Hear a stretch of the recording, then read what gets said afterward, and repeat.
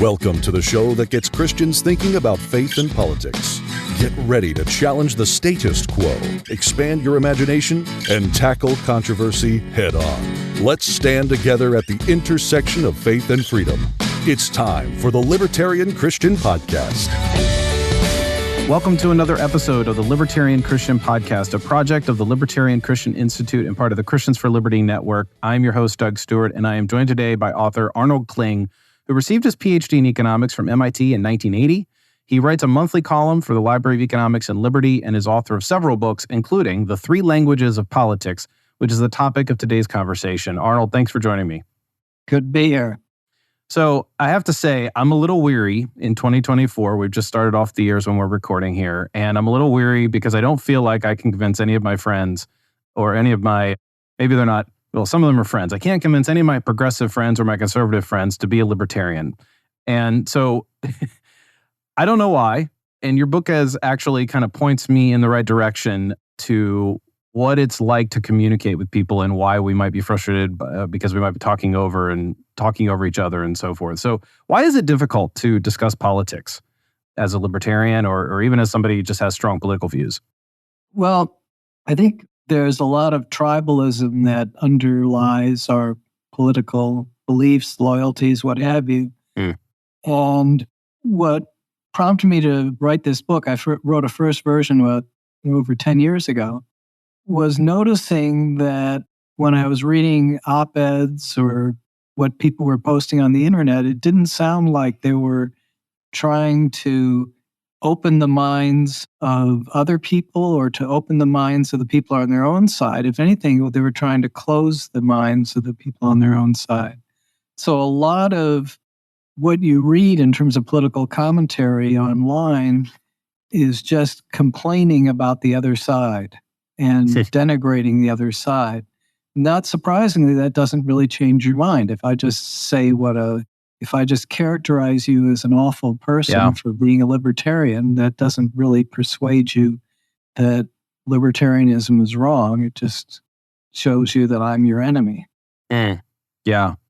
The nature of political arguments really, in my mind, means that because we're tribal, I had never thought of it the way you had put it before, where it's like we're actually trying to close people's minds and to sort of draw lines in the sand. And are we just virtue signaling to each other? Like, you know, when you and I if I hear you arguing for a certain thing, are you just signaling to me the arguments I need to give because we're both libertarians? What's happening there when we're solely focused on our way of argumentation? I think we're trying to improve our status within our tribe and to sort of make a war whoop on behalf of our own tribe to sort of raise its overall status relative to another tribe. So if we really put somebody down as libertarian, we say, oh, you just want power, you just want to run other people's lives. First of all, that signals to other libertarians that we kind of get the libertarian view of the world. And secondly, it sort of makes it's an expression of superiority over someone with an alternative point of view. Has anything changed in your mind? I mean, obviously, when the big T word in the room, has anything changed in your mind since 2013 in any way that isn't necessarily related to Donald Trump? Oh, okay. Before you said isn't necessarily related to Donald Trump, I would have said that there was a change there. I think that's a broader change that we're seeing, though. It's not just him personally, that the elite college-educated, especially college-educated women and non-college-educated men have been driven further apart. And that's kind of along a sort of, trust the people with elite credentials versus don't trust the people with elite credentials. And I didn't have that opposition anywhere in the original version of the book. What do you make of that growing gap? Because I see that as well, especially since COVID. Yeah, it's definitely driving voting differences. It's probably the biggest voting difference in the United States. But if you look overseas and the rise of so-called populist or populist right-wing parties, it's obviously not something that's just limited to the United States. So it is one of the most important phenomena. Martin Gurry has a book on that called The Revolt of the Public, which I think kind of puts a little bit of blame on both sides, that elites for being arrogant and often mistaken, and the populists for just having a general anger, but inability to coalesce around a constructive program. In your book, you have what is called a three-axis model of talking about politics. And for listeners who understand where Jonathan Haidt is coming from with the righteous mind and might even understand things like personality tests, which we'll talk about the distinction that you have with things like personality tests. I like the simplicity of the three-axis model that you're offering here because it is one that we're familiar with. We don't have to remember 6 or 7 that Jonathan Haidt talks about, which are all very useful and helpful. They're not necessarily wrong. It's just his grid is different. His matrix is different. And it is talking about politics. So you have progressives, conservatives, and libertarians, which in and of itself, that's actually a really, really good step, because if you have a conversation with somebody who's a conservative and you talk like a libertarian arguing with them, they're going to call you a liberal. And if you talk on the one hand, yes, exactly. If you talk with a liberal, they'll call you a right wing, just standard conservative. They can't tell. Yeah, right. That's correct. And I actually refuse to call them liberals anymore, because for the most part, unless you're talking about the maybe Barry Weiss's or Brett Weinstein's of the world, they're not really liberals. Yeah. They're progressive. So what are the axes that each of these 3 groups really think along the lines of? Okay, well, so there are 3 things that we can think of as bad.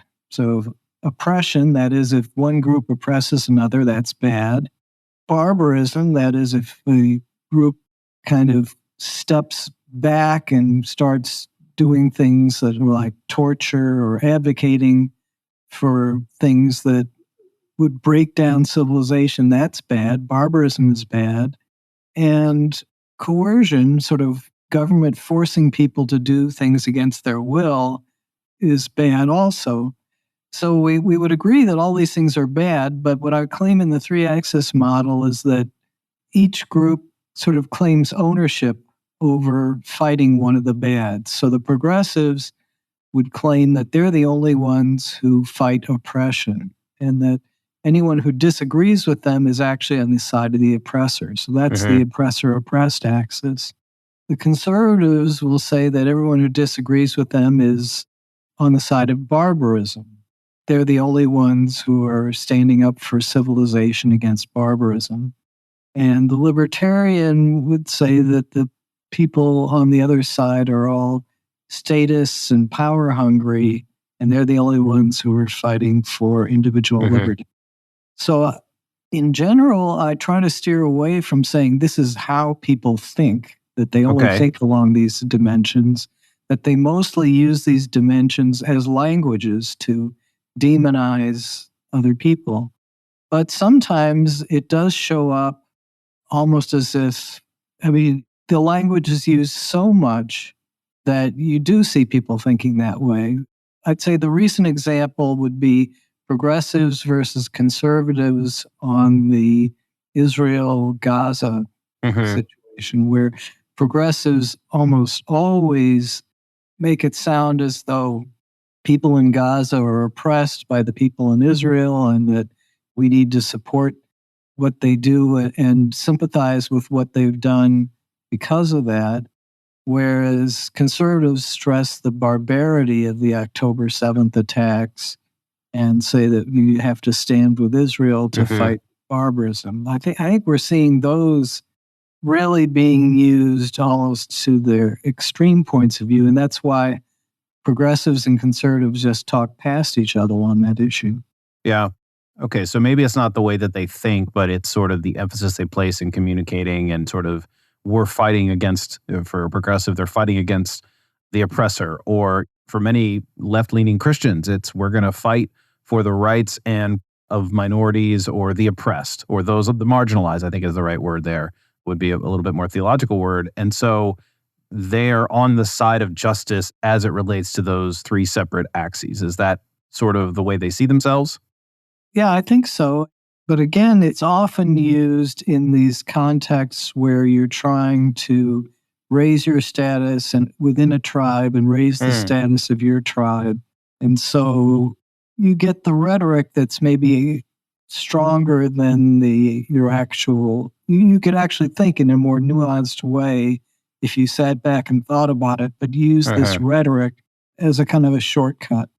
Okay. Well, let's take an example that isn't necessarily so recent, it's just kind of an always present kind of thing. The concept of tax reform. How do each of these axes think about the idea of tax reform? Okay, so let's say you're starting with an oppressor-oppressed. So the question you would ask about the tax system is it quote unquote progressive? Does it take more money from people who we think of as, because they're on top, as exploiting, and give money to people who we think of as exploited? If you're a conservative, you would ask, well, does the tax system encourage the behaviors that we think of that improve civilization? So does it reward hard work and saving and risk taking, or does it punish those things? And if you're a libertarian, you just don't want a big government at all. So probably what you ask about a tax system is, does it have as light a load on everyone as possible? What about the whole idea of like baking a wedding cake for a gay wedding? Somebody's individual choice to do that. By the way, I'll just, for readers who want to get this book, which you can get from, I think, the Cato libertarianism.org website, you go into a lot of different examples. For free, by the way, if you search carefully. Right, which is free. Free download in like all 4 formats that you could want. So that's great. Yeah, so you do have more examples than what we're going to talk about here, but baking the gay wedding cake, right? Well, okay. I guess the wedding cake isn't gay, but the wedding. Yeah, the right. Gay wedding cake. Yeah. So from a progressive point of view, what stands out is that gays are historically oppressed, so you really have to make sure that they're allowed to get a wedding cake, and so somebody has to bake it for them. If you're a conservative, you say that that religions are an important part of civilization, and if somebody's religious views say that they should not support a gay wedding, then you should support them. And libertarians, I think, would have not an easy time with this. I think their instinct is to get the government not be involved.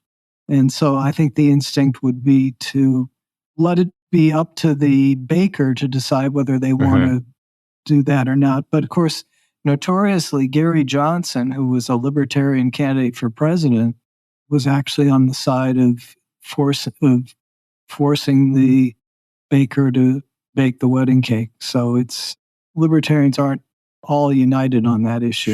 Sure. Well, and there's got to be, in fact, that kind of leads me into my next question a little bit, which is, it can't be that libertarians only think along and only communicate along their freedom coercion axis, liberty coercion axis. And it can't be that a self-identified progressive, is only thinking along the lines of oppressor-oppressed. I mean, even conservatives especially give a lot of lip service to freedom. And progressives give a little bit of a like, yeah, freedom's fine, but there's limits, right? Like they kind of shoo it away, but they do kind of give lip service to it has some value. And so each of us isn't going to be just in one of those 3 buckets. We're going to be communicating and comprehending things that go along in the world across those axes. And I think that's where a lot of times it's very complicated. And I've found in myself, just to bring up the Israel-Gaza, Israel-Palestine situation, where some of my own personal tendencies would have come up in like, I'm shifting a little bit to the civilization barbarism axis in my thinking and in the way that I am processing what's happening and what side should I be on if I have to pick a side. I mean, I can say that all sides are bad in a number of ways and to varying degrees, but I have found myself kind of drifting to the civilization axis, and for a handful of reasons. So what do you make of the fact that people kind of can shift in and out of that? I mean, how does that affect political discourse as we discuss with people? I think it's best if people are flexible. I mean, there are some issues where I lean heavily on the civilization barbarism axis. I usually go first to the liberty coercion axis, not so much because I think coercion is awful and the government is always awful. It's just I have a skepticism of that the government will make good decisions or has a good decision-making process.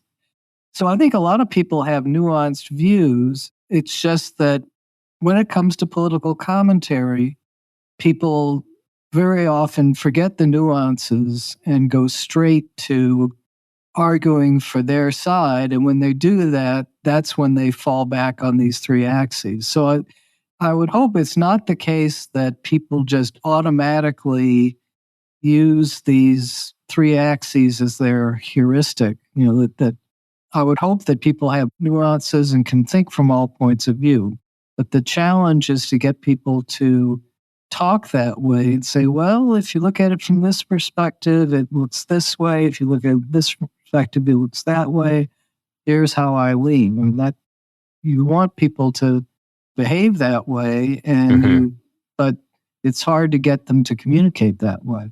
Yeah. That doesn't get you lots of likes on Twitter if you take a nuanced point of view.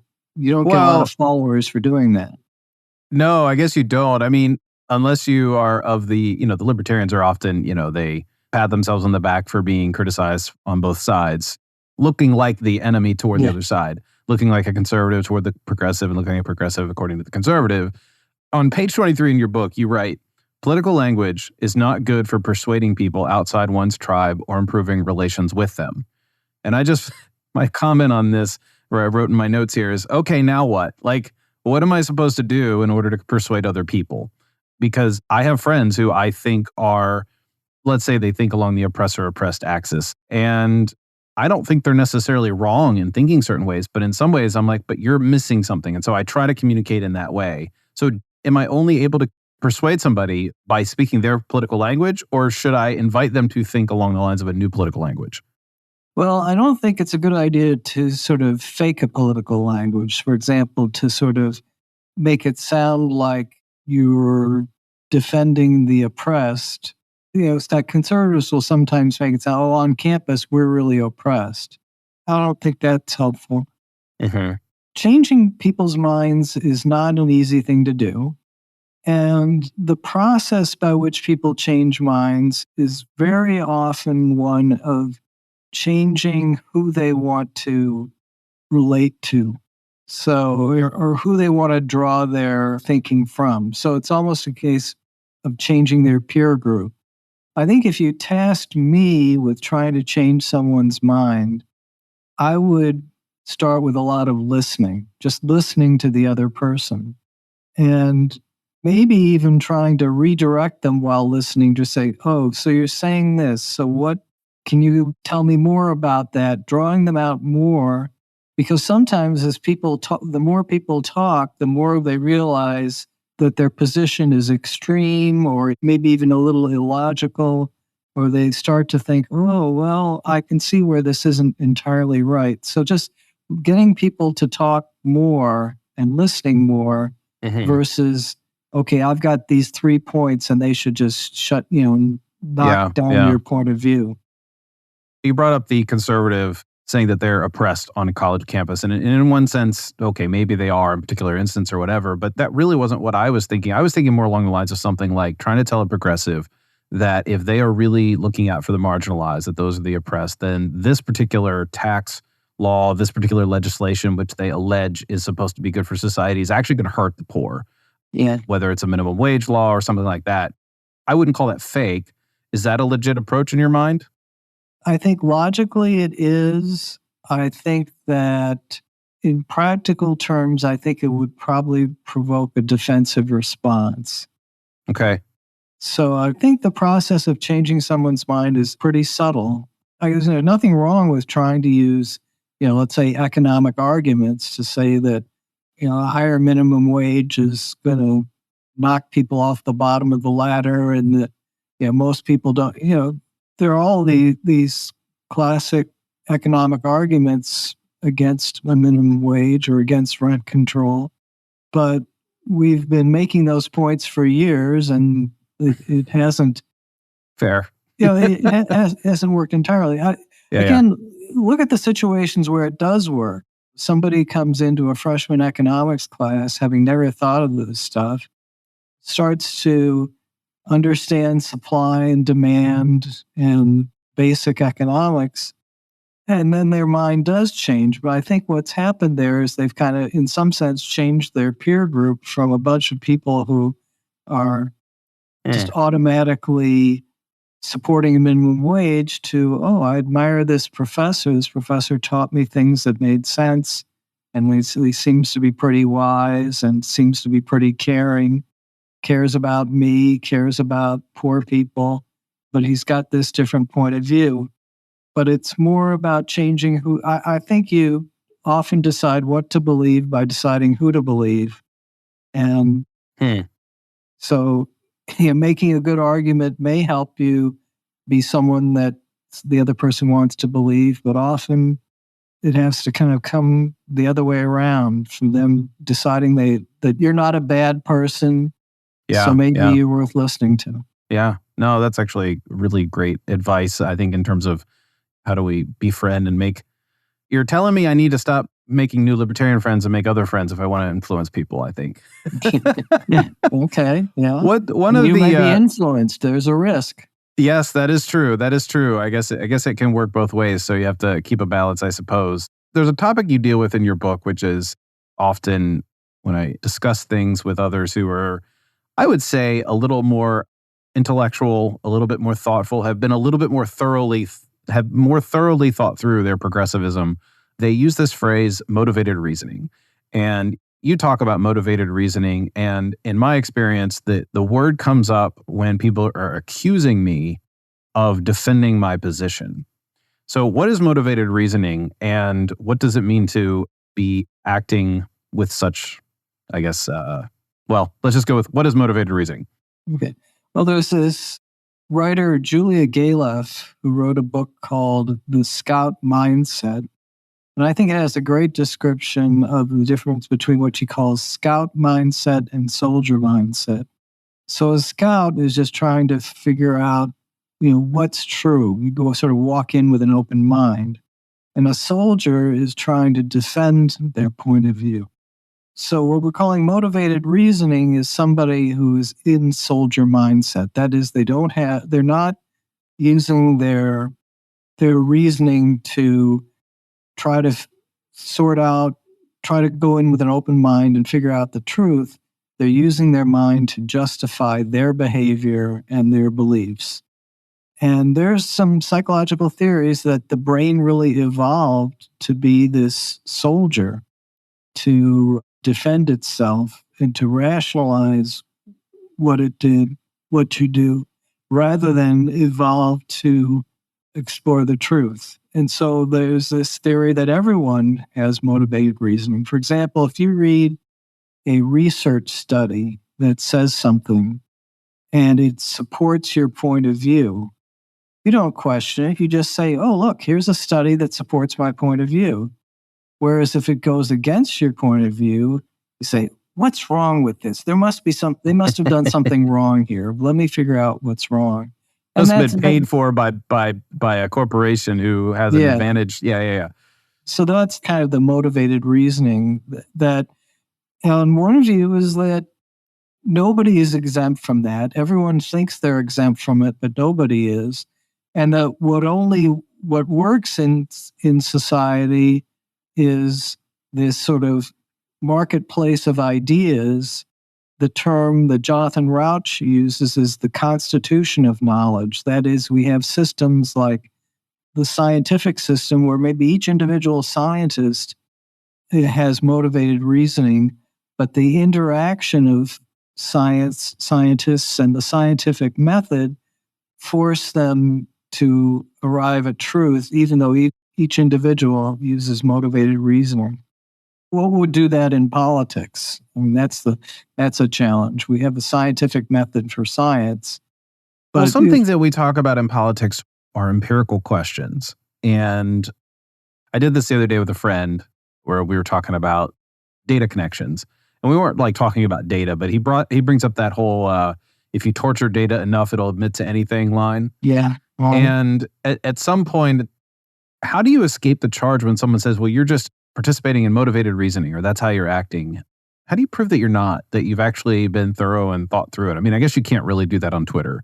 You have to do that in the context of a friendship or a relationship with somebody. Yeah, I think it is more the latter. You have to demonstrate that you have an ability to see when you might be wrong or see weaknesses in your own argument. That's something I look for a lot in people is do they understand the strongest points of view of other people, or do they just dismiss them? And if you just call me a racist, that doesn't impress me. If you say, well, here's the strongest argument for your point of view, and here's what I would say in response, well, that doesn't bless me. Let's talk a little about, to wrap up this discussion a little bit, religion and political sentiment. You talk a little bit about it in the book, how as religious sentiment and religious commitment has weakened, political sentiment has strengthened. And I would posture, or posit, I should say, that the woke way of thinking, anti-racism, contemporary critical theory, DEI, however you want to use that phrase, has sort of supplanted in a number of ways a religious mindset with respect to public life. And that's not to say that there's nothing, some grains of truth in what they have to say or some of their critique of power. But I have noticed this as well. And it does seem to me that let me get your take on this. The United States was founded on what we could call the freedom coercion axis, right? And as we become a nation, it's become a little bit more civilized. And so that axis is what sort of forms us over the course of, let's say, the last 100 to 50 years ago. And now we're getting around to the oppressor-oppressed axis, because that actually seems like the main thing people are talking about. Our politicians are constantly talking about how big business and big tech are oppressing the little people. You have the critical theorists who are saying, critical race theorists who are saying that there's oppressed groups and oppressor groups and things like that. So are there movements in these sort of axes, as opposed to just simply people who happen to communicate or think this way? Do you also see that that's where we're headed? Well, I should say headed in that way, but that lately there has been an overemphasis on the oppressor-oppressed axis. There's a lot of questions all in that one sentence, but there you go. Yeah. So let me see if I can go back to the first one of sort of, has politics supplanted religion? And I think my instinct is to say, that's going on. But if you had to step back and ask, you say, well, what are some of the roles of religion? In what ways is politics supplanting them? That might lead you to a different direction, or a more nuanced direction. I don't think I hadn't thought of the idea of saying that, the country started in a liberty coercion basis, moved to a civilization barbarism, and now oppressor-oppressed. That's an interesting thing to think about. I think the question of what has determined, what has caused this sort of social justice activism to sort of become much more popular, especially among young people, is a big question. I'm not sure. There are various answers, but some people think that it was sort of a deliberate attempt by Marxists to kind of infiltrate important sectors of all the institutions. Some people think it was just the government kind of started people on this train with affirmative action programs. There's a lot of argument over what the cause is. Yeah. And, it's an interesting discussion that would take us another half hour. Yeah, no, it certainly would, for sure. All right, one final question. You have this statement here that the only person you are qualified to pronounce unreasonable is yourself. So I can't tell my friend who's thinking what I would consider unreasonably, I can't tell him that he's unreasonable, and why not? Maybe that's a very kind of idealistic kind of rhetoric, but I think it's, again, based on this notion of motivated reasoning that, we're all guilty of motivated reasoning, and to just, kind of denounce someone else and just dismiss them as unreasonable is just not fair. I have to say I'm influenced on that a lot by a gentleman who died about a year ago named Jeffrey Friedman, who was a libertarian who's constantly questioning libertarianism. And I think that's, whatever your outlook ought to be, you ought to try to be at least as eager to question yourself as to question somebody else. So if you're going to question anyone's sanity, question your own. Oh, well, that's an interesting place to end a conversation, but I think it's actually appropriate, to be honest. Arnold, where can people find this book? Where can they find anything that you write online? Okay, my current writing is on Substack, and I assume if you look at look for Arnold Kling Substack, you'll find that. And the book, as you mentioned, the cheapest place to find it is on libertarianism.org, because you can download it for free. But if you find that if you just want to save your time, you can look it up on Amazon, called The Three Languages of Politics. But I would warn you that the book, in some, because of the October 7th thing in Israel and Gaza, now seems very timely. I would say if I'd looked at it a few years ago, it seemed a little out of date because it doesn't discuss the phenomenon of populism. So be prepared that it might seem out of date again soon. Well, that just gives you an opportunity to update it in a few years after the dust has settled a little bit on some of these things. Yeah. Well, Arnold, thank you for joining us. I appreciate this conversation and your insights, and best to you. Okay, thank you very much. Thank you for listening to another episode of the Libertarian Christian Podcast. If you liked today's episode, we encourage you to rate us on Apple Podcasts to help expand our audience. If you want to reach out to us, email us at podcast@libertarianchristians.com. You can also reach us at LCI Official on Twitter. And of course, we are on Facebook and have an active group you are welcome to join. Thanks for listening, and we'll see you next time. The Libertarian Christian Podcast is a project of the Libertarian Christian Institute, a registered 501c3 nonprofit. If you'd like to find out more about LCI, visit us on the web at libertarianchristians.com. The voiceovers are by Matt Bellis and Catherine Williams. As of episode 115, our audio production is provided by Podsworth Media. Check them out at podsworth.com.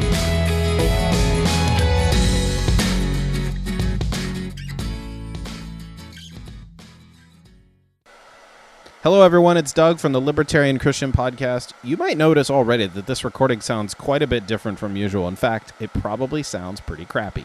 Well, I'm doing this to show you something pretty amazing. As you might know, the guys over at Podsworth Media have been producing my show for several years, quite a while, hundreds of episodes. And now they have a brand new online app for taking rough recordings like this one and making them sound a whole lot cleaner and a lot more listenable in just a few easy clicks. So here are some of the core features. They remove background noise. It reduces plosives, which is really handy for me because I often forget to put my pop filter on before I do a YouTube video. Because pop filters look terrible when you're on camera. It fixes clipping. It removes clicks and pops. It evenly levels dialogue so that you don't have somebody talking really quietly and then somebody talking really loud because they're too close to the mic or too far away from the mic. It evenly levels dialogue so that you don't have somebody talking really quietly and then somebody talking really loud because they're too close to the mic or too far away from the mic. How do you use it? It's easy. You go to podsworth.com, you click Get Started, and because you're a listener to one of the Libertarian Christian Institute's podcasts, you can get 50% off your first order by entering the promo code LCI50. That's LCI50, and you will get 50% off your first order. If you are doing anything like a podcast, a video, a sermon, an audiobook, anything that's spoken word, you want to use podsworth.com and clean up your audio to be even more professional and polished. You want to use podsworth.com and clean up your audio to be even more professional and polished.